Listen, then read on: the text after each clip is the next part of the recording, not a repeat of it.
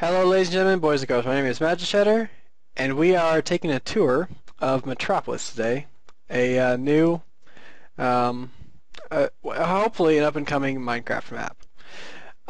So Metropolis is city-based, as you can see, and let's get right to the meat of it, what you're all looking at, the Nexus.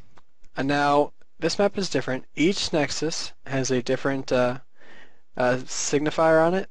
The yellow team has the Y, blue team has a blue, B, and etc. etc. It's the Yellow Center of Public Works is the name for this Nexus. And the actual block for the Nexus is on the top floor, right there. It can only be accessed from the front, not from the back. There's a full level enchantment table on this floor right here, and on the floor beneath, in the basement, there is a low-level enchantment table right here. Alright, last thing I forgot to talk about, which I will probably edit in middle and not put on the end, is the Ender Furnace. The Ender Furnace is in the bottom floor of the Nexus Tower, and it's located near these two unbreakable crafting benches, so you can quickly smelt up whatever you have and then craft it over here. The only downside to this furnace placement is that there are no chests nearby. So you're going to have to go outside to be able to place chests because this building is likely going to be a world guarded area. This is the entrance to the sewers. Now there's two ways to get into the Nexus building, through the top level up there and through the sewer entrance right here.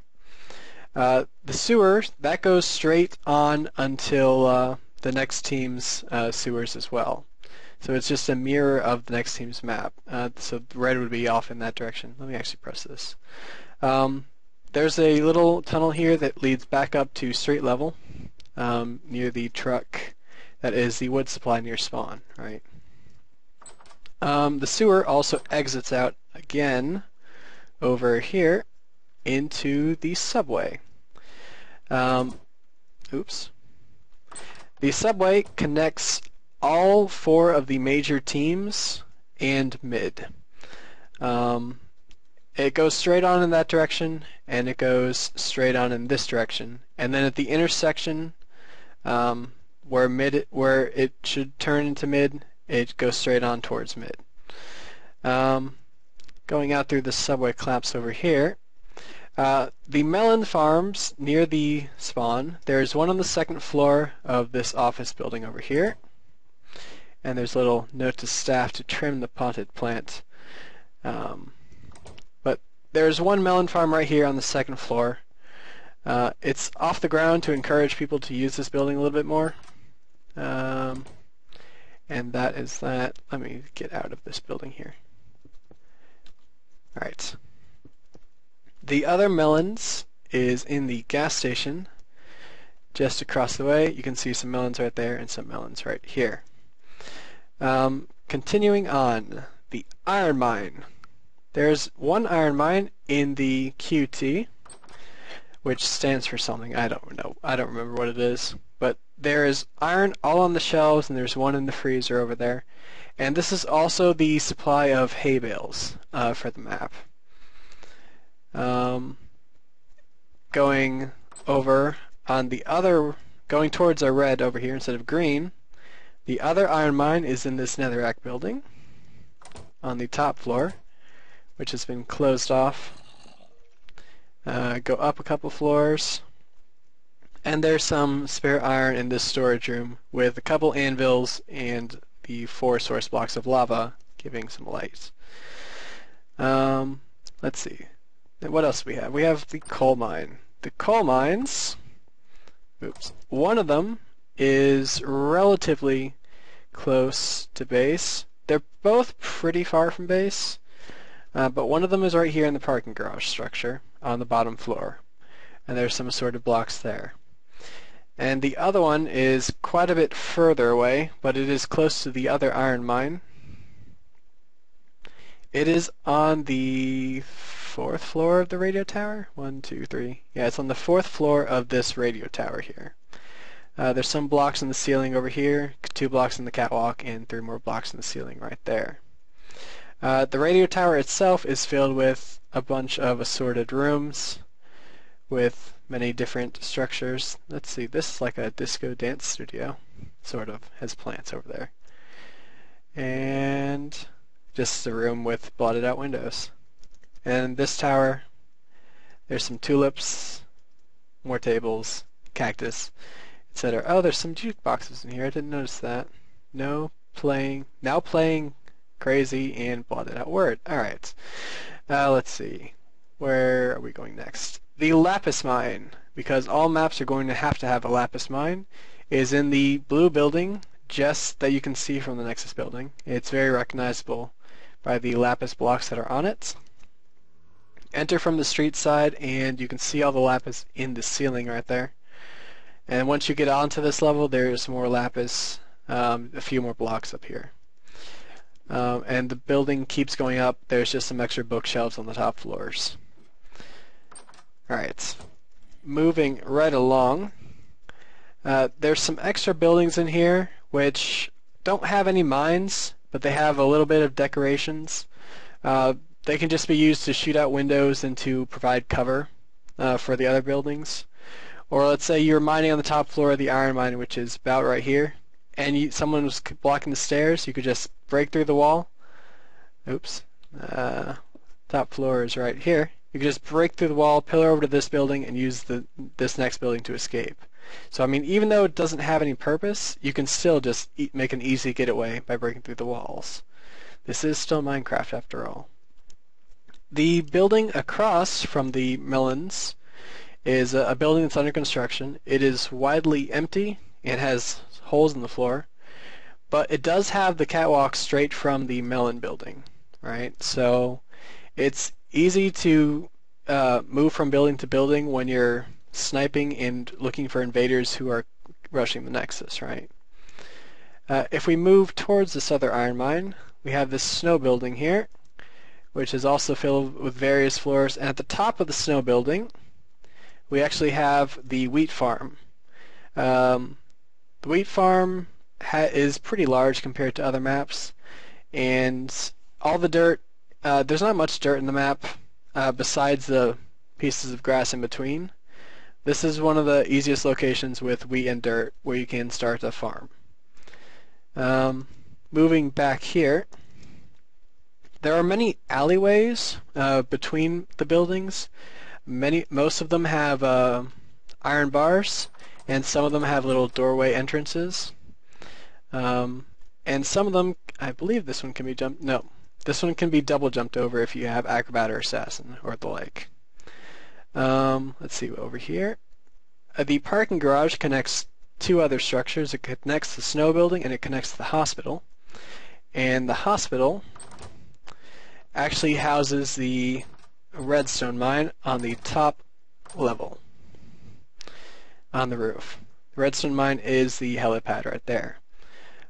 Not much redstone compared to other maps, but it's the only redstone in the maps. So that's what that is. Moving along past the QT over here, we have the public bathroom next to the park. So if people are visiting the park, they can also go to this huge bathroom building. And there's nothing much in here, just a place to hide behind the corners in one of these stalls. People won't notice you can shoot out these buildings towards the road, which should be high traffic. All right. Across from this brick building, we have the BAA, the Beacon Association of America. And it is quite literally a beacon, a building filled with beacons on most of the floors. So if you ever wanted to make all of your beacons and get all the effects ever, you could come to this building and just mine them. Moving along, we have the Jenny's Auto Parts in this building on the first floor, and in the back there's a stairwell leading up to some nicer apartment buildings. And this is one of the only two buildings, the other being the Beacon Association of America, that overlooks this stretch of highway over here. On the stretch of highway there's a monorail cart to provide one team cover, and on the other side it provides the yellow team cover. So here it's cover for the green team, and in the other quadrant, it's cover for the yellow team. Moving closer to the radio towers, we have the last 3 buildings over here. This one on my right is the apartment complex. Nothing much in here. All the map makers have their own room, and it says on the signs who all the map makers are, and all the rooms are filled with various things. This one I believe has all the music discs in it, and it's a cool thing to check out. The bank over here is housing the gold mine, arguably the most important mine in Annihilation. The gold is actually down here in the vaults, and there is quite a bit of it from the looks of it. And exiting the bank, going across, we have the hotel and restaurant combination. Restaurant is the Red Dragon Cafe, and this is a very large supply of furnaces. It is one of the only supplies of furnaces in the map for easy furnace access. Over here we have the hotel, and this is the only building that overlooks mid for every team. So every team will, if they want to make a base near mid but on their own side, they'd have to use this hotel building on one of the floors. But the brilliant part about this is you can just knock out some glass and you have a nice archer spot. And you can have people in all these windows and all these different floors all shooting at mid and keeping your side of mid safe.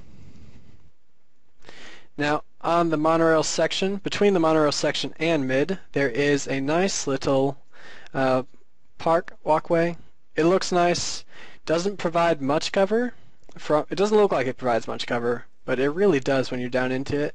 You can hide behind the fountain, which is 1.5 blocks tall, and there's all these benches and trees, and there's even some little hills to give you more cover. So it's pretty easy to go stealth across if you're not at the edge of the void. The edge of the void has less hills because it is quite the edge, and it is flat for this whole expanse. So it's probably better to cross closer to the center if you're looking to do so. And what else do we have to do? The emerald mine is in the subway. Let's check it over here. The only access to the subways are there's points by the Nexus, the entrance and the collapse, and then there's halfway through the sewer, there's an entrance to the subway there, so you don't have to build a tunnel. I'll show you that in a second. I think I can show you on this side. Yeah, let's show you on red side. Let's go past this way. Right about here, this is another access from the sewers to the subway. There's 2 access points right at the Nexus, and then there's an access point at mid over in that direction.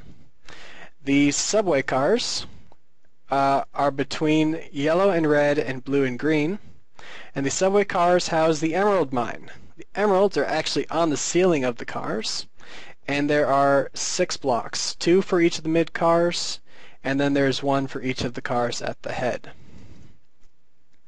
Now the last feature of the map is mid itself. Traveling down the subway over here, we're going to come to the central station at the center of Metropolis.